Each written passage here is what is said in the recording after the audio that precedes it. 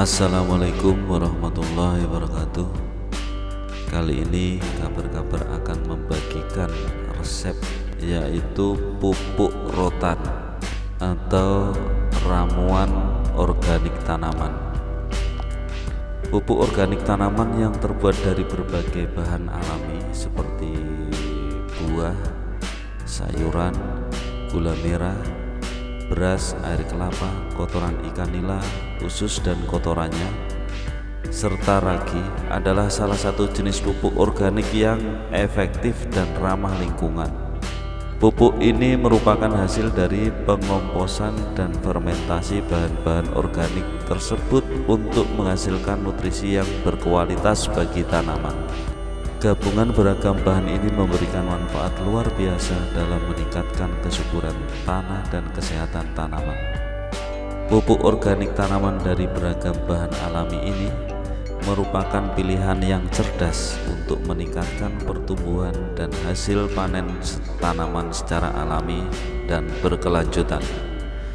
Dengan memberikan nutrisi yang berkualitas pada tanaman, kita tidak hanya mendukung keberhasilan pertanian, tapi juga berkontribusi pada pelestarian lingkungan. Penggunaan pupuk organik ini adalah langkah maju menuju pertanian yang lebih ramah lingkungan, sehat dan berkelanjutan. Yuk kita simak penjelasan dari anggota TNI dari Kodim 0704 Banjarnegara. Ramuan organik tanaman berupa pupuk organik cair yang terbuat dari 13 macam bahan. Yaitu yang pertama adalah semangka. Ya, semangka kalau tidak ada semangka bisa diganti dengan melon. Kemudian ada nanas, ada alpokat. Ketiga alpokat, keempat adalah pisang. Pisang ini 5 buah, alpokat 2. Kemudian kalau ini cukup 2 kilo. Kalau nanas yang besar itu kan ada 2 kilo, bahkan ada yang 3 kilo. Cukup 1 saja. Ya, kalau semangka boleh mau pakai yang besar sekalipun boleh, tidak masalah. Kemudian kangkung air nanti digunakan semuanya, dari akar, batang dan daun ini. Kemudian kacang panjang kalau misal nanti nemunya di wilayah yang sudah agak kuning atau sudah berisi, isinya dibuang, yang dipakai hanya kacangnya, kulitnya saja. Kemudian ada pepaya. Ini sudah dirajang, nanti semuanya diiris tipis-tipis seperti ini. Kemudian yang berikutnya ada tongkol jagung manis. Tongkol jagung manis itu yang diambil hanya ujungnya saja. Cukup 3-5 ujung tongkol jagung manis. Kemudian ada lagi yaitu air kelapa. Diusahakan kalau bisa yang baru. Air kelapa 5 liter. Kemudian ada air leri juga 5 liter. Dari beras 2 kilo dicuci, diambil airnya 5 liter. Kemudian gula 2 kg itu direbus dengan air 5 liter juga. Kemudian ada lagi yang terakhir bahannya, ini adalah usus ikan nila. Ingat, dalam pengambilan usus ini, kotoran ikan nila ini jangan sampai empedunya pecah. Empedu harus dibuang. Karena apa? Kalau empedu nanti pecah dan dipakai untuk pembuatan pupuk ini, tidak akan jadi dalam proses fermentasi. Kemudian semua bahan harus steril. Cara mensterilkan mudah, sangat mudah. Kalau bahan-bahan bisa disemprot dengan alkohol. Ya, kalau bahan ini yang tempat-tempat ini, alat-alat bisa disemprot dengan alkohol. Kemudian untuk bahan yang berupa buah ini nanti dihancurkan, dirajang tipis-tipis, dijadikan satu, diaduk, disiram air 70 derajat. Jangan air mendidih. Itu didiamkan selama 5 menit. Setelah itu baru proses ke penghancuran atau ke pemblenderan. Ingat, untuk semangka kulitnya lebih baik diparut. Yang jelas untuk menjaga ini blender tidak jebol. Saya yakin kalau pakai ini dipakai di blender jebol. Karena pengalaman sudah berulang kali, dulu praktek pun jebol 1. Akhirnya tidak berani untuk blender. Saya di rumah pun habis blender 3.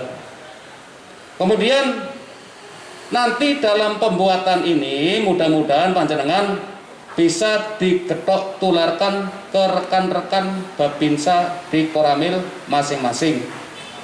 Kemudian nanti di wilayah, saya yakin orang itu akan kemauan hidup yang sehat. Ya, kemauan hidup yang sehat pasti ada. Setidaknya yang untuk dikonsumsi sendiri dulu di lingkungan kita.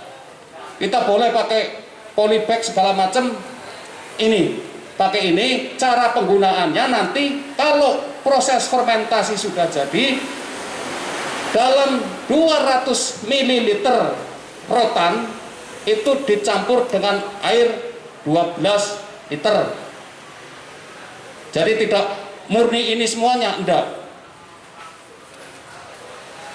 200 ml rotan dicampur dengan air 12 liter. Boleh prosesnya melalui semprotan atau kocor, itu boleh. Dalam penyemprotan, kalau penggunaannya nanti dalam penyemprotan itu setelah matahari terbit atau keluar sinar matahari sampai batas jam 3 sore. Karena apa? Di saat itulah stomata atau mulut daun itu terbuka.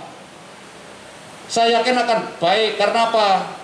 Didulang, disuapin itu loh ke daunnya, jadi langsung makan. Untuk jedanya dalam penyemprotan ini, sebelum pengolahan lahan, kalau di sawah sebelum pengolahan disemprot dulu, nanti setelah diolah kemudian esok mau tanam, sekarang disemprot dulu. Jadi sebelum pengolahan lahan dan sebelum tanam. Kemudian dari bibit misal padi pun jangan terlalu tua, antara 18 sampai 22 hari. Itu yakin anak-anaknya akan banyak banget. Saya pernah hitung yang punya saya sendiri, itu paling sedikit 32. Bisa sampai 60. Dan untuk meningkatkan produksi, yang biasanya dulu saya belum pakai ini, luas lahan sama 130 ubin, itu hanya keluar dulu antara 21 sampai 23. Itu sudah maksimal.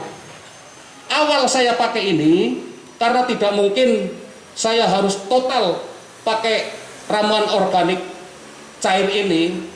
Karena apa? Tanah itu kan ibarat kita merokok udah ketagihan dengan yang kimia. Tidak mungkin saya putus langsung. Tetap pakai rangsangan itu, cuman prosentasenya yang hanya saya pakai 40%. Kalau 1 kintal saya pakai 40 kilo. Itu untuk pancingan saja. Itu bisa keluar 26 karung. Kemudian sampai sekarang kemarin pun saya rekor 32 karung. Itu luas lahan yang sama. Dan dari nilai harga berasnya pun beda dengan yang pakai pupuk kimia. Kalau kemarin 9.000 yang pakai pupuk kimia, punya saya ditawar 13.000.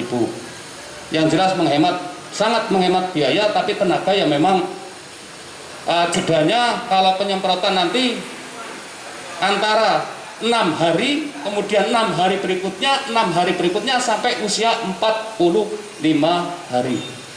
Memang tenaganya yang main. Itu tapi jelas kita di situ nyemprot pun olahraga, yang disemprotkan bukan kimia, sehat, hasilnya pun akan menyehatkan badan kita, jiwa kita. Demikian ramuan organik tanaman atau pupuk rotan. Kurang lebihnya kami mohon maaf. Mungkin ada yang ditanyakan bisa komen. Untuk resepnya ada di deskripsi, silakan ditulis. Selamat mencoba, semoga bermanfaat dan berhasil. Wassalamualaikum warahmatullahi wabarakatuh.